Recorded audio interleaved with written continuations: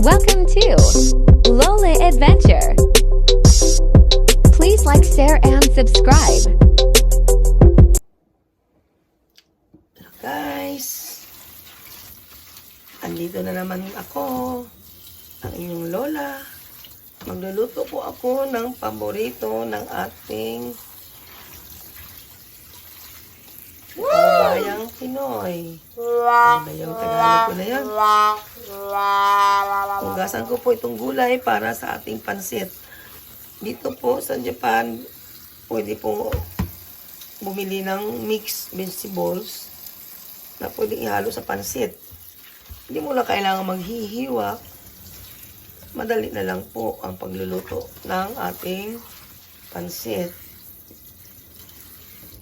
Okay. Di-drain po natin.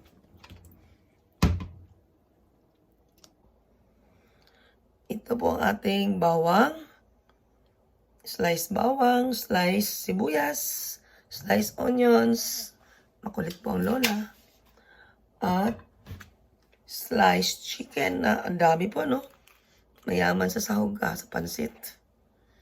At ini-slice ko na rin po yung malalaking sizes ng shrimps, hipon. Para makakain naman po lahat. Yan. Hi guys! Maglalagay na po tayo ng 2 kutsarang mantika. Ang lola po ninyo ay tansya-tansya lang. Kabisado na ako yung apoy. Masyado malakas.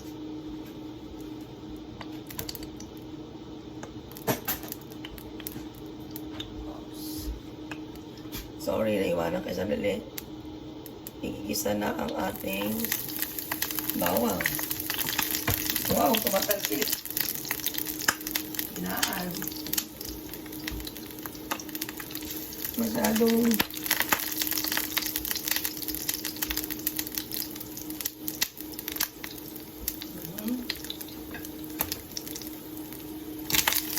mag-ingat po kayo guys. Katalsik.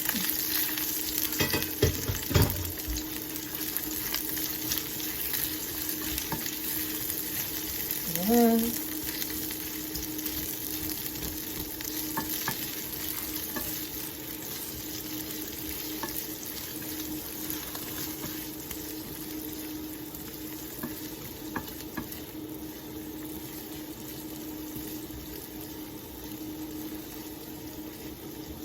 Lakasan po ang apoy.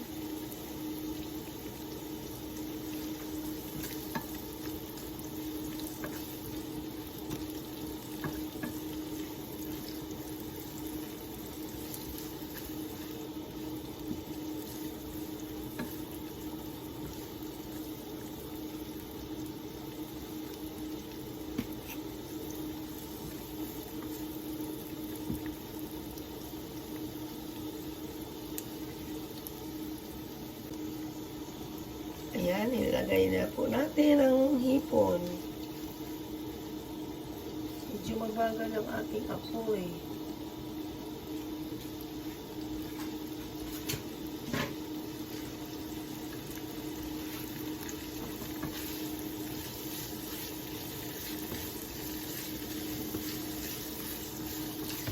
Kunting halo-halo po. Pag medyo mapula na, ilagay na rin po natin yung ating manok.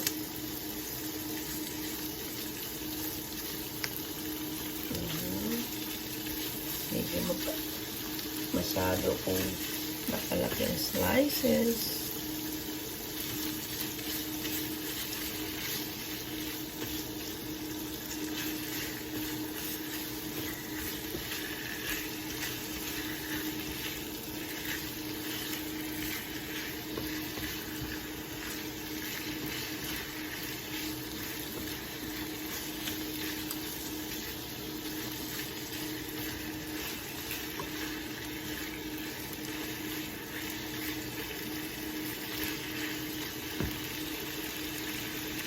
Pagkakala po natin itong salt and pepper. Ganito po ang pagluluto ng inyong lola sa pansit. Dito po sa Japan, wala akong makita or kailangan ko pong umorder sa Tokyo or sa online ng Mickey. So, masyado pong abala na sa akin lalo na pag napapakain na talaga ako ng pansit Mickey. Ang ginagawa ko na lang po, bumibili ako ng yakisoba. Bumibili ako ng yakisoba sa supermarket. Ito po yung mga hinahalo ko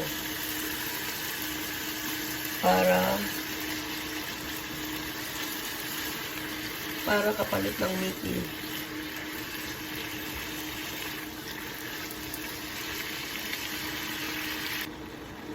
Ayan guys, inihalo ko na yung gulay.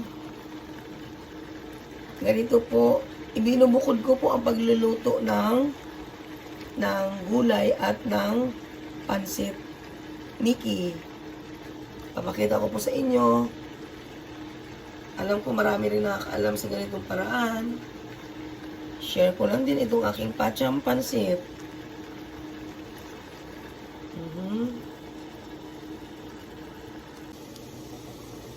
Hello guys, ito po, i-ready na po natin ang paglulutuan natin ng pansit at Mickey. Ang pinaka-Mickey ko po ay ito. Yakisoba po ito ng Japan, pero pwede mo siyang i-replace sa Mickey sa atin. Kaya isip-isip lang po kung anong ba pwedeng ipalit sa ating mga pagkain. Apat na tubig, tasa. Tapos lagyan ng konting toyo. Lagyan ng konting patis. Salt and pepper po.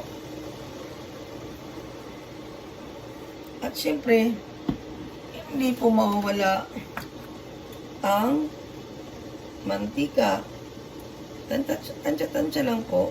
Huwag masyado madami. Yan.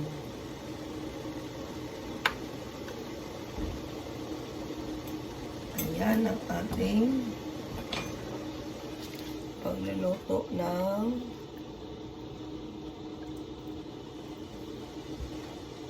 pansit Mickey. Bukod po, at ipaghaluin na po natin mamaya pagluto na yung sahog at pansit. Ganon. Magmamagic po tayo. So guys, gumagamit po ako ng sotanghon, hindi po bihon. Nabibili ko po ito dito sa Japan, at saka yung yakisoba. At magagawa ko na po itong favorite pansit Mickey ko po. Favorite din po ng lahat ng mga nabibigyan ko ng pansit. Ayan.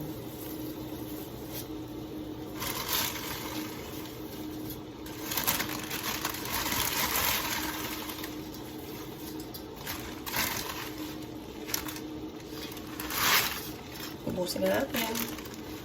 500 grams po ito.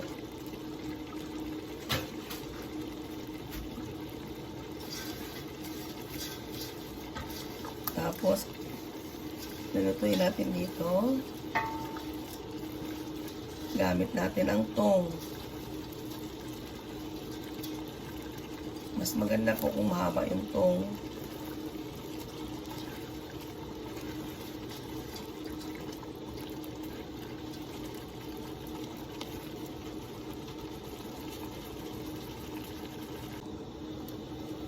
Guys, naluluto na po ang ating sotanghon. lagi po dapat haluin para maiwasan masunog. Ihahalo ko na po ang yakisoba bilang Mickey. Yan, pancit Mickey. Marami pong nasarapan dito sa aking luto.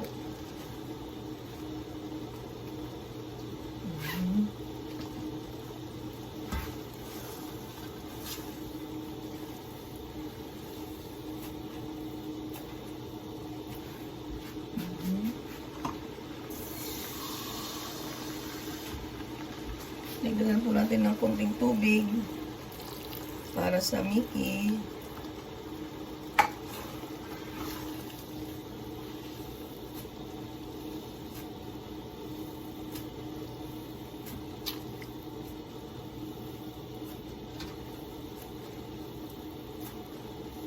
Tatlong balot po ng yakisoba. 500 grams po ng balikan natin kilo din ng sotanghon. Sorry po, nasabi kong pansit bihon, but ang totoo nito ay sotanghon po. Ayan.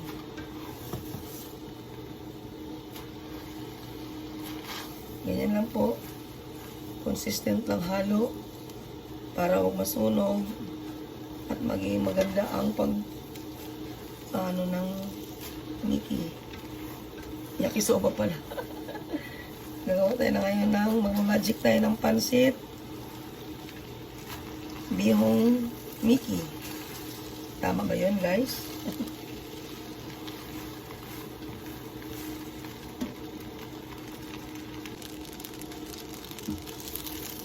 Yes. Ayan, guys. Nagawa na natin ang ating Mickey.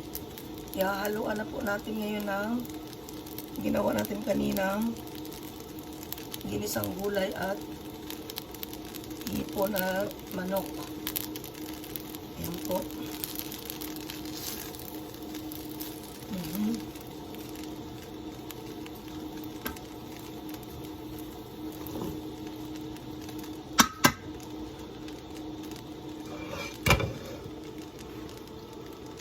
Sobrang dami po nito.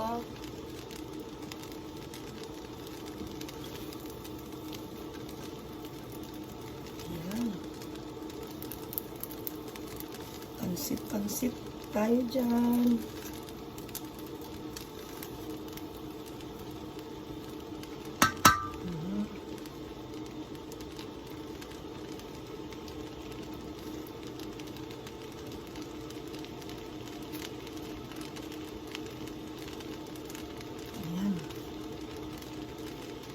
Ilalagay na natin lahat ang natira pang gulay. Pati na rin po sabaw para lalong mapapalasa sa ating pansit. Yan, guys. Lola's own version pansit.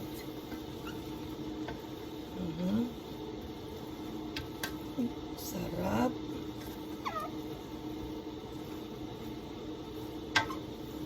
Ayan. Papatikman na natin sa ating taster. Pansit is done. And guys, inantok na ang ating taster.